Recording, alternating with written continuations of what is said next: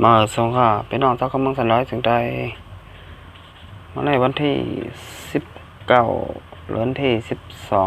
12ปีก็เลยซอยปลาย19ค่ะทำขึ้นในข่าวยาม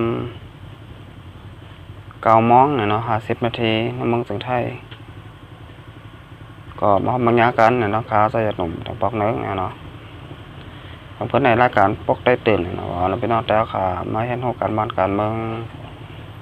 การศึกกว่าซ้อมกันแทงค่ะ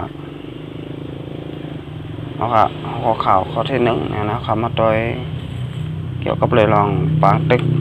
ศึกมาในดังศึกร้อยดังที่ NLA ที่เวียงเมืองเงาะเนี่ยเนาะ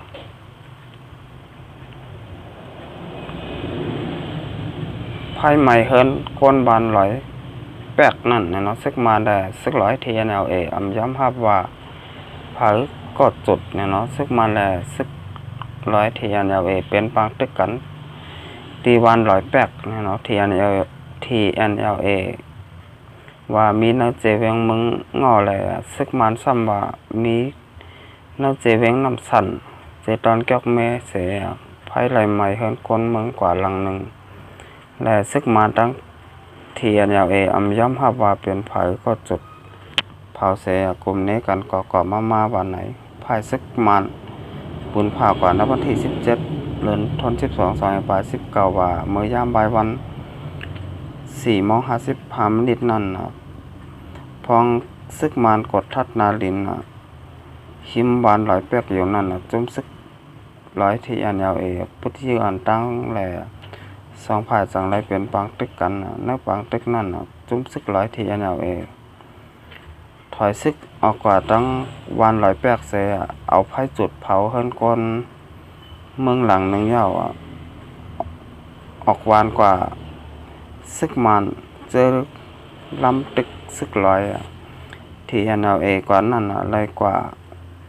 เคไพ่ปั่นเฮิรนอันไพ่ไม่อยู่ว่าไหนเนี่ยเนาะตั้งไพ่ซึกร้อยที่ NLA ก็ปุ่นพาว่าซึกมันยื้อหมักลงเขาวานเสียหมักกว่าตกตีเฮิรนมาเสยเย็นและจากหมักแตกลูกเปลี่ยนไพ่กว่าพ้องนั่นมาเสยเย็นและลูกสาวมันสีลอยขินอู้กว่าจอยปังมาสานวานแลไรมีลองเติมมาเจ็บยันจากหมักสังวานในเกี่ยวเลยลองในเสซึกมานตั้งซึกร้อยที่ NLA เอาตั้งผิดกันก้อยมีจุ่มไหลพูนพรไหนยาวเนี่ยในก็เกี่ยวเลยลองปางตึกเนี่ยเนาะซึกมาได้ซึกร้อยดังที่ NLA ครับเป็นปางตึกกันเนี่ยเนาะตีจีเวงเมืองเงาะเนี่ยเนาะอันไหนค่ะซึกมานปูนภาวาซึกร้อยที่ NLA เอาไผ่เผาแบดเฮิรนก้นบานหนึ่งหลังเนี่ยเนาะซึกที่ NLA สร้างปูนภาวาซึกมันยื้อหมักลงเข้าหน้าบานเลยหมักเลยตกใส่เฮิรนก้นบานเนี่ยเนาะไผ่เลยลูกไม้กว่าหลังหนึ่งนะฮะอันนี้ก็เปิงเป็นรองเต้มันเฮาขาก็ล้ำขาดไหลนะเนาะหัวว่าซึกร้อยดังที่ NLA เดเป็นกนจุดไฟเผาเฮิรนปีน้องคนเมืองขาหาเนี่ยเนาะนั้นซึกมันยื้อหมักลงกว่าตกใส่แลไพ่ไรไม่กว่าหาเนี่ยอันนี้ก็เก่านี้กานี้เก้านี้การนี้เก่าเนี่ยเนาะซึกมันก็ว่าซึกร้อยเป็นก้นเผาเนี่ยเนาะซึกร้อยก็ว่าซึกมันยื้อหมักลงใส่ในเฮิรนก้นมันก้นเมืองแหละหมักลงตกใส่เฮิรนก้นเมืองลูกเป็นไผ่เนี่ยเนาะอันนี้ก็หัวว่าเผาเฮ็ดกันเต้ๆเนี่ยเนาะก็ว่าอยู่ในเกกลางซึกมาในดังซึกร้อยดังที่ NLA เนี่ยเนาะเป็นปางตึกกันเสียแล้วเฮิรนก้นบานได้ลู่ไรก่อยไพ่ไรไม้กว่าหนึ่งหลังเนี่ยเนาะที่เต้มันแต่ก็พ่อแม่พี่น้องคนเมืองก้อยค่ะหรือตั้งตุกข่ายอยากฝุดกินเจอเนี่ยเนาะก็ว่า มีเฮินซ้ำแต่ก็อยู่ที่ไหลครับเฮินเย่มีก็ตุกขาอยากพุดกินเจอเนี่ยฮะเนาะก็ว่ามีเผอผู้เลเตมาเอาปูนพรปั่นค่ะอันไหนค่ะแค่ถ้าผมเป็นพี่น้องคนเมืองค่ะเลยตกดังตุกขาอยากพุดกินเจอเนี่ยฮะเนาะค่ะสุดท้ายเนี่ยเขามาด้วยทางหัวข่าวที่2นะในก็เกี่ยวกับเลยพี่น้องแต้วค่ะเนี่ยเนาะเลยถูกตั้งตอนนาทีปนติ้งยับเนี่ยเนาะตีจังหวัดเมืองซ้อนนะเนาะก็ว่าลองวัดเบอร์นี่ค่ะอันนี้ก็ใครพังสติกันเตะๆนะเนาะลองเฮ็ดวัดเฮ็ดเบอร์อันนี้ก็สั่งมาจะได้มาวัดเบอร์อันมันก็โหลเลยกว่าเฮ็ดตีอำเภอเนี่ยเนาะสองราคาอำกว่าเฮ็ดตีอำเภอเนี่ยเมืองหนังวัด10 ปีเกาหลีวัดประชาชนเกาหลีเนี่ยเนาะสองราคาอำกว่าเฮ็ดตีอำเภอเนี่ยก็มันก็เต็มได้มาอะไรเนาะกับไหนแลใครผักถึงเนี่ยพี่น้องแต้วค่ะเตียนสวนเจอป้าเจอเนี่ยลองเฮ็ดวัดเฮ็ดเบอร์กันเนี่ยเนาะค่ะอย่าไปยุ่มเปิ้นง่ายแล้วก็อย่าไปอะไรมากง่ายๆเนี่ยเนาะมันก็อะไรมากง่ายๆค่ะมาลองสั่งเนี่ยเนาะเพราะว่ามันง่ายน่ะเนี่ยมันมีค่ะกับนั้นได้เนี่ยฝากถึงพี่น้องแต้วค่ะมาอยู่ไว้เกียงใหม่เมืองสอนเมืองผางเวียงแหงจะไหนเนี่ยฮะเนาะอันไหนค่ะเฮาคาแต่เฮ็ดว่าเฮ็ดว่าเนี่ยก็โหลไล่ต้อยกันดีงามๆที่เฮาคาแต่กว่าเฮ็ดนั่นเนี่ยมันแคมแบบดีอยู่ค่ะมันเตะยุ่มเจออะไรอยู่ค่ะเนี่ยเนาะหลังพี่น้องแต้วค่ะเต็มอะไรนะฮะตกซุ่มเบิ่นกว่าเนี่ยเนาะตกซุ่มหลังตกซุ่มกว่าลงเงินยาวก็ปวนก็เตะยับพี่น้องแต้วค่ะก็จางเป็นไรเนี่ยเนาะสังว่ามีวัดมีเบอร์เสร็จแล้วกว่าเฮ็ดเนี่ยเนาะเหมือนหนังตีจังหวัดเมืองสอนไหนเนี่ยเนาะพี่น้องแต้วค่ะเตรียมมีวัดมีเบอร์ก็กลุ่มหนึ่งเนี่ยเนาะแล้วก็เตียนมีใบพาสปอร์ตสีเขียวซ้ำกลุ่มหนึ่งเนี่ยเนาะอันนี้เป็นใบ2 กลุ่มนะเนาะอันนี้ก็พี่น้องแต้วค่ะเตรียมมีวัดมีเบอร์เนี่ยอันนี้ก็ได้ตกตั้งตอนนาทีบนตีงับกว่าเนี่ยเนาะอันนี้ก็ว่าเฮาคา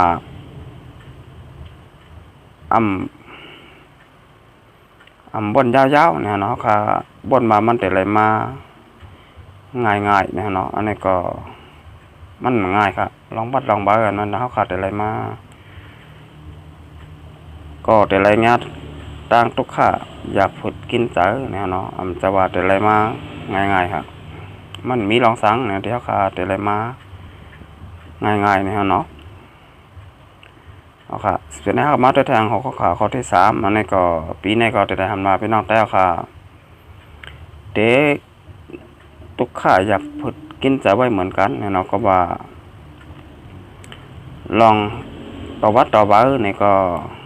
เสียงนำเต้เนี่ยเนาะสังว่ามีวัดประกันสังคมเนี่ยเนาะก็เตเซ็งอยู่10,000 ปลายเนี่ยเนาะมันก็ว่า11,000มันก็ว่า12,000มันก็ว่า13,000เนี่ยเนาะอันนี้ก็ปีนี้ก็กินจะไว้เต้เนี่ยเนาะพี่น้องแต้วค่ะตีอยู่ไว้ในเมืองจึงไทยมาอยู่กรุงเทพเกียงใหม่มาอยู่ไว้จังหวัดแล้วเนี่ยเนาะก้อยกาสังว่ามีวัดประกันสังคมเนาะในก็เตเสียงอยู่มอก5,000 ปลายเนี่ยเนาะม6,000 ปลายจังไหนค่ะมันอยู่ที่บริษัทบน5 เพชรเนี่ยเนาะก็มีไว้หลายบริษัทเหมือนกันนะในก็พี่น้องแต้วค่ะสอบถามกาขันมันต้อยดีลีเนี่ยเนาะเจ้าละกะเจ้าละเสียงเงินนำบริษัทละซ้ำเสียงเงินเนี่ยเนาะสังว่ามันเสียงเงินนำเนี่ยเขาก็ถามต้อยทางอะอย่าไปครึ่งกลางเฮ็ดกำเหลวเนี่ยเขามีข่าวยามอยู่ทางเป็น4 เดือนค่ะว่าเดือนไหนเนี่ยเนาะเดือนปันข่าวยามถึงเดือนมีนาก่อนเนี่ยเนาะเดือนมกราคมพามีนาอันนี้ก็ธันวาเนี่ยเนาะค่ะมีข่าวยามอยู่ทาง4 เดือนเนี่ยเนาะอย่าไปเจอไม่เจอห้อนกันหนาละเนี่ยเนาะลองวัดลองใบนี่ก็ใจเย็นๆค่ะอันนี้ก็ถามกว่าหลายๆบริษัทเนี่ยเนาะที่บน5 เพชรวัดนั่นเนี่ยเนาะอันนี้ก็เลยว่าเป็น ข่าวให้ของพี่น้องตาก็เมืองสนามจึงแต้วค่ะแลพี่น้องแห่งการยานเมืองเฮาคาเนี่ยเนาะข่าวลิ้นข่าวมาปีในว่าเฮาคาพี่น้องแห่งการยานเมืองกว่าเฮ็ดวัดก็เหลียวอำไรเนี่ยเนาะป้อนาจางกว่าเฮ็ดปันเนี่ยเนาะเป็นไว้จังไหนค่ะเฮาคาซ้ำที่อะไรเฮ็ดจังหื้อนี่ก็ได้เลยจ้างบริษัทนะเนาะบริษัทที่เพิ่นหาเฮ็ดปันเนี่ยอันนี้ค่ะก็ได้เลยเสียงเงินทางนะฮะเนาะพอคำมาต้อยมานั่งเมื่อหลายปีป่นมาเฮาคาโหลรายจ้างเพิ่นเนาะสมมุติเฮาคามีหน้าจ้างนั้นเฮาคากว่ายืนก็เหลียวเนี่ยเนาะกว่าเฮ็ดก็เหลียวไรฮะก้อยกาถึงมาปีไหนเนี่ยเนาะปี2019เนี่ยเนาะอันนี้ก็ได้ยินข่าวมาว่าแต่พี่น้องแห่งการยานเมืองกว่าเฮ็ดวัดก็เหลียวกว่ายืนก็เหลี่ยมเลยค่ะเพราะนายจ้างกว่าเฮ็ดปันนี่ก็เฮาขาตื่นเดี๋ยวรายจ้างบริษัทที่เพิ่นหาเฮ็ดวัดนั่นกว่าเฮ็ดปันเฮาขาเนาะนี่ก็ข้าเจ้าหนุ่มก็เลยยินข่าวมาจังไหนนี่เนาะก้อยกะเต้หือเต้หือนี่นั่นก็ไปแตกแรงนำเก่าเนาะนี่ก็เฮาขาใบจะกัดเนียนเนี่ยเนาะก็ถามก่อนละร้อยเนี่ยเนาะบริษัทรายการบริษัทอันเหลอปอเนี่ยเนาะ2 วันสิเงินนำหน้านี่ก็อย่าไปกึ่งกลางเฮ็ดกำเดียวเนี่ยเนาะค่ะก็ถามได้บริษัทเตียนกามันปออีกหนึ่งเนี่ยเนาะมันก็มีนำอยู่เนี่ยเนาะครับอันนี้ก็เป็นข่าวเกี่ยวกับลองบัดลองเบอร์เนี่ยเนาะคำขึ้นได้เนี่ยรายการปกได้ตื่นเนี่ยก็แต่ย้อนขึ้นลือไว้ก่อนเนี่ยเนาะสองไกมาครบมาแง่กันทางบ้านนาก็กำลังโซดเนี่ยเนาะก็ยันทุกวันเป็นน้องแต่ค่ะเตียนมาติดตามช่อง YouTube ขาวสายหนุ่มนะเนาะก็อยู่ที่กินบ้านเหตุการณ์ในขึ้นยาเหมือสงอะไรมีเงินมีคำกันก็โกนมาส่งครับ